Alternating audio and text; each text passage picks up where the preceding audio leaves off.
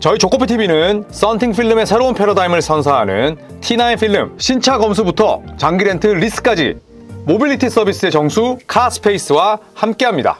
네, 자 오늘은 인디애나와 오클라호마 시티 썬더의 3차전이 열렸습니다. 자, 파이널 1대1 상황에서 이제는 오전 3선승제처럼 바뀐 시리즈, 그래서 3차전의 과정과 결과가 굉장히 중요했습니다. 이 경기 리뷰로 한번 돌아보겠습니다. 영상은 참고로 뒤쪽에 준비를 해놨습니다. 자, 인디애나 페이서스 오늘 경기는 수비로 압살했습니다. 2차전을 내준 이후에 인디애나 페이서스는 시리즈 1대1과 함께 본인들의 홈으로 돌아왔습니다. 그렇기 때문에 남아있는 일정 홈 경기를 다 이기면 인디애나가 승리를 거두게 되죠. 네, 그래서 홈코트 어드밴티지는 인디애나의 몫으로 바뀌었고요. 2000년 이후에 무려 25년 만에 치르는 파이널 홈 경기입니다. 2000년이면 이제 레지 밀러, 릭 스미츠, 그리고 골든스테이트의 트레이시 잭슨 데이비스의 아버지였던 데일 데이비스, 예전에 골든스테이트 감독이었던 마크 잭슨, 네, 그다음에 안토니오 데이비스, 데릭 맥키, 또 전태풍 선수가 가장 좋아했다는 트래비스 베스트, 자, 이런 선수들이 있었는데 샘 퍼킨스도 있었고, 무려 25년 만에 인디애나의 홈에서 열리는 파이널이었습니다. 자, 그런데 OKC를 맞아서 허슬 수치에서 상대를 압도하면서 인디애나가 116대 107로 승리를 따냈습니다. 9점 차 승리니까요. 역전승이었어요. 마지막에 점수가 벌어지긴 했습니다만 3쿼터까지는 경기를 끌려갔었습니다. 자, 그런데 인디애나 OKC의 수비력은 모두가 알고 있는 장점이잖아요. 그런데 그 OKC의 수비를 맞아서 필드골이 무려 51.2%, 3점은 9개에 33.3%니까 낮았습니다. 자유투도 확률은 높았지만 자유투 시도 개수, 성공 개수는 현저히 떨어졌어요. 하지만 오늘 인디애나는 수비력이 단연 돋보였습니다. 스틸이 무려 13개, 블락이 무려 11개. 그러니까 스톡스, 스틸과 블락의 합이 무려 24개였고요.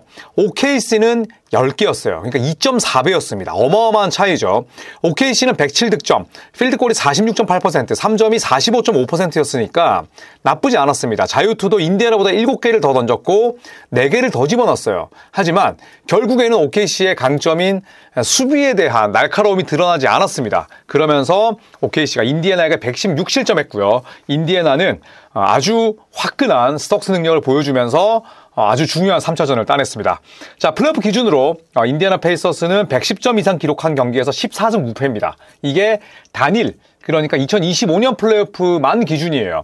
NBA에서 우승을 차지하기 위해서는 플레이오프에서 만 16승이 필요하죠. 1라운드부터 2라운드, 컨퍼런스 결승, 그 다음에 NBA 파이널까지 전부 다 7전 4선승제이기 때문에 4 곱하기 4 하면 16승이 필요합니다. 그런데 110점 이상 기록한 경기를 모조리 이겼다는 건 결국 2025년 플레이오프에서 인디애나의 박스 스코어에 110 이상이 찍히면 그냥 이긴다고 보시면 됩니다. 그렇기 때문에 OKC의 수비는 무뎠고 인디애나는 OKC의 무딘 수비를 공격으로 잘 공략했지만 그 공격의 기반에는 훌륭한 수비, 확실한 수비 리바운드, 상대 패싱 레인을 끊는 스틸, 그리고 멋진 블락이 있었음을 알 수가 있겠습니다. 자, 이번 파이널은 양팀 모두 다 벤치를 두껍게 쓴다는 공통점이 있습니다. 보통 파이널 갔을 때 8인 로테이션 쓰는 팀 많고요. 9인 로테이션이 대부분이고 10인 로테이션을 쓰는 팀은 그렇게 많지 않습니다. 물론 오늘 인디애나는 사실상 9인 로테이션을 썼고 OKC는 8인 로테이션을 쓰긴 했습니다만 그래도 양팀의 벤치가 차지하는 비중은 굉장히 큽니다. 벤치 멤버들의 활약으로 OKC가 2차전 승리를 따냈습니다. 그런데 3차전은 반대 양상으로 흘러갔어요. 주전 member들의 경기력은 비교적 대등했습니다만 세컨 유닛 싸움에서 OKC가 완전히 밀리면서 역전패를 떠안았죠. 자, OKC의 주전 득점 89득점, 인디애나 주전 67득점이니까 OKC의 주전 득점이 좀 높았습니다. 하지만 벤치의 차이가 너무 컸어요. OKC의 벤치는 18득점, 반면 인디애나 벤치는 무려 49점을 기록했습니다. 여기서 승부가 갈렸다고 봐야죠.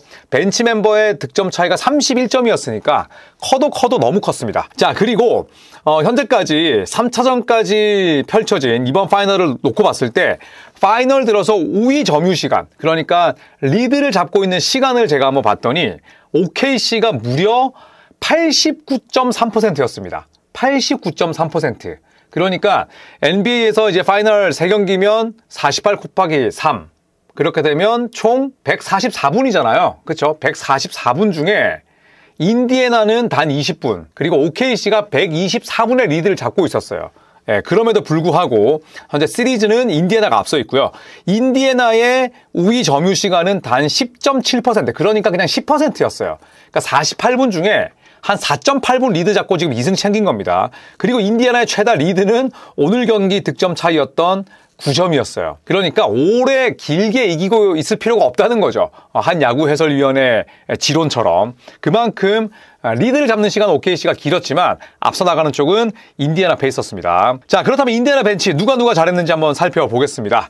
가장 돋보였던 선수는 바로 베네딕트 메서린이죠. 메서린 오늘 27점을 넣었는데 이게 22분만 뛰고 낸 성과입니다. 메서린의 장점은 공격입니다. 수비 잘 못해요. 그 다음에 디시전 메이킹도 느립니다. 하지만 득점력을 갖추고 있고 자유투를 뜯어낼 수 있는 힘이 있죠. 오늘 필드골 75%, 그리고 3점이 66.7%였는데 필드골 12개 던져서 9개 집어넣었습니다. 3점은 3개 던져서 2개, 자유투 8개 중에 7개. 상당히 밸런스가 좋았죠. 자, 그 덕분에 2011년 제이슨 테리 이후에 벤치에서 25 플러스 득점을 기록한 첫 번째 선수가 됐습니다. 그런데 뭐 다들 눈치채셨죠? 2011년 제이슨 테리는 그때 감독이 누구였냐? 댈러스 매버릭스의 바로 릭 칼라일이었습니다. 그리고 2011년 댈러스 매버릭스는 우승을 했죠. 그러니까 이게 메서린 혹은 인디애나 팬들에게는 굉장히 반가운 기록이에요. 자, 그리고 파이널 기준으로 벤치 득점 3위입니다. 이것도 대단한 기록이라 볼 수가 있겠죠. 자, 그리고 TJ 맥코넬. 오늘 저는 약간 TJ 호세 알바라도 맥코넬 느낌이었어요. 진짜 스틸 많이 했습니다. 어떻게? 동료가 득점을 하고 그 다음에 상대가 인바운드 패스를 할 때 뒤에 숨어서 스틸을 여러 번 기록했어요. 상대가 상당히 좌절하고 그 다음에 안일한 플레이를 했을 때 제대로 응징했습니다. 그래서 오늘 경기 TJ 맥코넬이 15분만 뛰었는데 완전 씬 스틸러였어요. 10득점, 그리고 5어시스트, 그리고 5스틸, 필드골 8개 중에 3개, 3점을 넣지 못했긴 했습니다만 원래 3점이 좋은 선수는 아니고, 그리고 제가 찾아보니까 파이널 기준으로 벤치에서 출전한 선수가 어시스트 5개와 스틸 5개 이상을 기록한 선수는 단 한 명도 없었습니다. 새로운 파이널의 역사를 쓴 거죠. 그만큼 오늘 맥코넬은 언성 히어로였어요. 소리 없는 영웅이었습니다. 어마어마한 활약이었고, 오비 토핀 오늘 마일스 터너의 몸 상태가 좋지 못했어요. 그래서 터너가 수비에서는 제 몫을 해냈는데 블락이 무려 5개였으니까 공격은 영 좋지 못했습니다. 토핀이 28분 뛰면서 8득점 7리바운드, 활약이 어마어마했다고 볼 수는 없겠지만 3점을 던질 수 있는 선수고 팀의 운동 능력과 스피드, 에너지를 줄 수 있었다는 측면에서 역시나 인디애나가 자랑했던 벤치 마피아로 말씀을 드리기에는, 표현을 하기에는 무리가 없고요. 오늘 득실점 차이가 무려 플러스 18점, 팀 내 최다였습니다. 이런 점만 보더라도 토핀이 플로우에 있을 때 인디애나가 얼마나 많은 이점을 누렸는지를 또 알 수가 있겠죠. 자, 반면 OKC 되로 주고 말로 받았습니다. 홀수와 짝수 쿼터의 경기력이 전혀 달랐어요. OKC가 젊은 팀이지만 상당히 노련미도 갖추고 있고 기복이 적은 팀인데 오늘은 그렇지 않았습니다. 자, 1쿼터 OKC가 8점 리드를 잡았는데 2쿼터 28대 40으로 인디애나가 40점이나 기록을 했습니다. 그런데 3쿼터는 OKC가 다시 9점 리드. 하지만 승부의 분수령이었던 4쿼터 18대 32, 18점에 그쳤어요. 클러치에서 자유투 계속 놓쳤고 인디애나의 에너지와 운동 능력을 당해내지 못했습니다. 앞서 있었을 때는 8점, 9점 차 리드였는데 밀렸던 쿼터 리드의 열세는 12점, 14점이었으니까 손해를 볼 수밖에 없었던 거죠. 자, 그래서 오늘 인디애나가 2쿼터에 40점을 올렸는데 이건 1998년 파이널 이후에 포함해서 한 쿼터에 40 플러스 득점을 파이널에서 기록한 5번째 팀이 됐습니다. 1998년 그리고 2017년 골든스테이트 워리어스가 클리블랜드 상대로 1쿼터 40점, 그리고 반대로 클리블랜드가 같은 해에 골든스테이트를 상대로 1쿼터 49점, 그리고 2021년 밀워키가 피닉스를 맞아서 2쿼터에 43점, 그리고 보스턴이 2022년 골든스테이트를 상대로 4쿼터 40점. 네, 그래서 정리를 하자면 4쿼터 40점을 기록했던 유일했던 파이널 팀은 보스턴의 2022년이었고요. 98년 이후에. 네, 그리고 2쿼터에 40점 이상 올린 팀은 오늘 경기에 인디애나, 그리고 2021년에 밀워키, 그리고 골든스테이트와 클리블랜드는 2017년에 각각 1쿼터에 40점 이상을 주고 받았습니다. 자, OKC의 집중력 하락이 다소 걱정됩니다. OKC의 실책은 점점 늘어납니다. 반대로 인디애나 페이서스는 3경기 내리 턴오버 감소했어요. 굉장히 저는 중요한 지표라고 생각을 합니다. 1차전, 그래, OKC 원정이야. 그 다음에, 우리는 파이널이 대부분 처음이야. 첫 경험이야. 어수선해. 정신없어. 자, 물론 인디애나가 1차전을 잡아내긴 했습니다만, 턴오버의 차이가 24대 6이었어요. 18개의 실책을 극복하고 승리한 사례가 거의 없습니다. 기적 같은 승리였던 거죠. 그런데 2차전에서는 실책 개수가 거의 대동소이했어요. 13대 15니까 인디애나는 줄였고 OKC는 더 많아졌죠. 드디어 3차전에 실책의 대소가 바뀝니다. OKC가 17개, 인디애나가 13개. 그런데 오늘 OKC의 턴오버 17개는 2025년 플레이오프 기준으로 최다였어요. 반대로 표현하자면 그만큼 OKC는 실책을 유발하는 데에는 도가 텄지만 반대로 본인들이 실책을 저지르는 그런 횟수 자체는 적은 팀입니다. 그런데 오늘 경기에서 2025년 플레이오프 통틀어서 자체 가장 많은 턴오버를 저지르는 날이 왔고 인디애나는 점점 줄이고 있다는 거죠. 자, 오늘 길저스 알렉산더 한번 볼까요? 네, 셰이 길저스 알렉산더 제가 플레이로도 풀겠지만 24득점, 8리바운드, 4어시스트.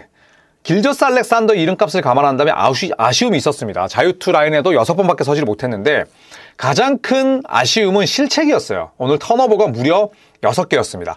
어시스트가 4개였으니까 어시스트보다 실책이 많았고 길저스 알렉산더의 강점은 수비죠. 오늘 블락샷 3개가 있긴 했지만 스틸은 제로였습니다. 그래서 이거 길저스 알렉산더가 정규 시즌과 플레이오프 통틀어서 제로 스틸, 그 다음에 6턴오버를 하는 날도 오는구나. 이건 뒤집어서 생각을 하자면 그만큼 인디애나가 길저스 알렉산더가 프라이머리 디펜더, 주요 수비수일 때는 볼 간수도 잘했고 볼을 잃어버리지 않았고 패스도 신중하게 했다면 반대로 길저스 알렉산더에 대한 트랩 디펜스, 블리츠, 그 다음에 하프코트 트랩 모든 종류의 수비를 가져가면서 6번의 실수를 이끌어냈다? 인디애나가 그만큼 길저스 알렉산더에 대한 대처를 잘했다고 볼 수가 있는 거죠. 자, 그렇다면 빨간 펜을 통해서 한번 오늘 경기 복귀해 보겠습니다. 자, 피켓롤 수비를 할 때 스위치를 하지 않다 보니까 지금은 덩크를 허용을 했고요. 아주 훌륭한 바운스 패스가 들어갔습니다. 자, 그리고 할리버튼의 투맨 게임. 자, 요런 공격 한번 보시면 굉장히 높은 지역에서 스크린이죠. 3초 만에 거의 드래그 스크린 같은 느낌이었고요. 하이 스크린 롤이기 때문에 할리버튼이 이만큼의 공간을 활용할 수 있습니다. 자, 그리고 스위치하지 않았고 지금 마일스 터너는 어때요? 롤보다는 픽앤팝 가입니다. 네, 그래서 정면으로 지금 멈춰있지 들어가지 않죠. 그 다음에 지금 보시면 챗 홈그레는 할리버튼을 막습니다. 그래서 이 두 명이 할리버튼을 샌드위치 디펜스를 하는 장면인 거죠. 자, 그래서 이게 여의치 않으면 바로 픽앤팝을 할 수도 있고요. 자, 루돌트 초반에 3점 4개를 다 집어넣습니다. 자, 어비터핀. 자, 이런 공격도 그냥 볼 건 아니에요. OKC가 어떤 수비를 합니까? 자, 여기서 멈출게요. OKC는 기본적으로 트랩 더 박스. 네, 트랩 더 박스는 말 그대로, 이거 트랩 맞나, 이거? 페인트 존을 에워싸는 디펜스를 합니다. 그렇기 때문에 페인트 존이 진입하는 게 어려워요. 페인트 존이 진입하는 게 어렵기 때문에 페인트 존 근처를 이런 엘보 위치를 한번 두들기고 킥아웃, 엑스트라 패스. 네, 이런 전술이 반드시 나와야 인디애나의 3점이 높아집니다. 인디애나가 OKC의 페인트 존을 완전히 두들기기는 쉽지 않아요. 그만큼 OKC의 수비가 좋기 때문에. 그래서 이렇게 깊게 들어가지 않고 짧은 돌파 이후에 양쪽 코너를 공략하는 공격이 인디애나의 주된 옵션입니다. 그렇기 때문에 1차전에서도 코너 3점이 빵빵 터졌던 거고요. 왜냐하면 OKC의 수비 자체가 트랩 더 박스이기 때문에 코너에 대한 아쉬움이 있을 수밖에 없어요. 자, 그래서 보시면 짧게 지금은 여기서 크로스코트 패스를 하면서 넘어갔잖아요. 코너 쪽에 3점을 워낙 많이 맞았던 썬더기 때문에 적극적으로 오비토핀을 지금 마크합니다. 그러다 보니까 컨테스트, 클로즈아웃을 역으로 공략할 수 있죠.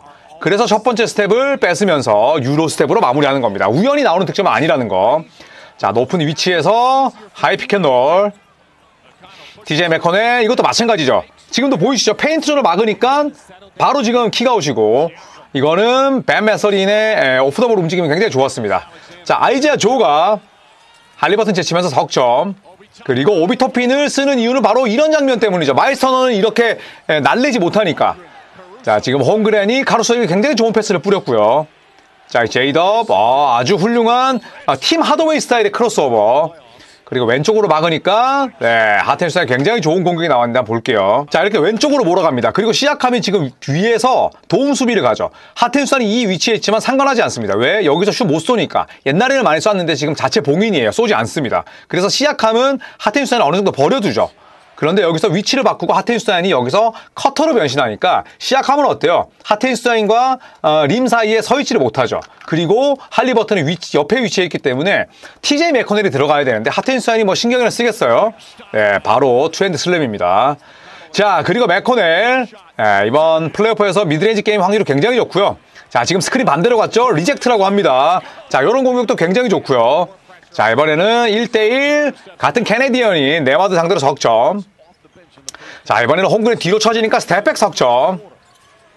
그리고 드라이빙 킥. 알렉스 카루소의 이번 플레이오프 3점은 40%가 넘고요.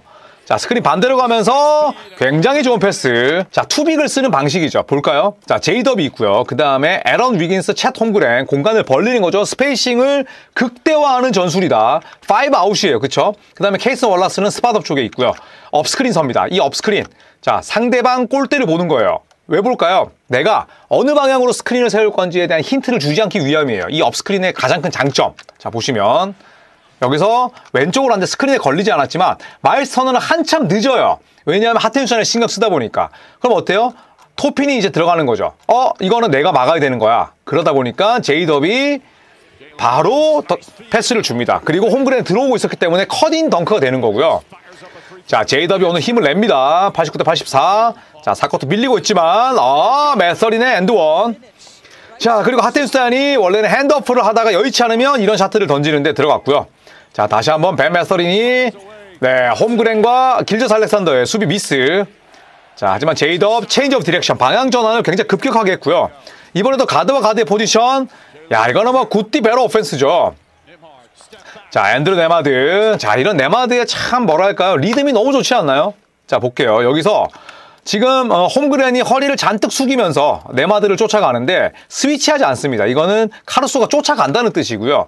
얘는 카루소가 올 때까지 홈그랜이 시간을 벌어주는 거죠. 시간을 벌어줬는데 후다닥 오다 보니까 앤드루 네마드가 오른발을 팡 디디면서 파운딩하고 스텝백이에요. 이렇게 되면 어때요? 카루소의 몸은 골대 쪽으로 끌려갈 수밖에 없는 거죠. 손도 못 쓰죠. 그쵸? 네마드가 굉장히 영리한 거예요. 카루소가 온다는 걸 알기 때문에 저런 스텝백이 가능하고요. 와, 오비터핀. 자, 그리고 길저스 알렉산더. 이것도 굿 디펜스, 베러 오펜스. 야, 이걸 집어넣었죠. 이거는 사실 노딥샷인데 OKC의 수비가 잘못된 건 아니었어요. 자, 그리고 마일스턴의 멋진 블락샷이 나오면서 이 경기의 승자는 인디애나 페이서스가 됐습니다. 아, 4쿼터 시작할 때만 하더라도 5점 차로 밀리고 있었는데 이걸 뒤집었고 인디애나 다시 한번 한 발 앞서 나가게 됐습니다.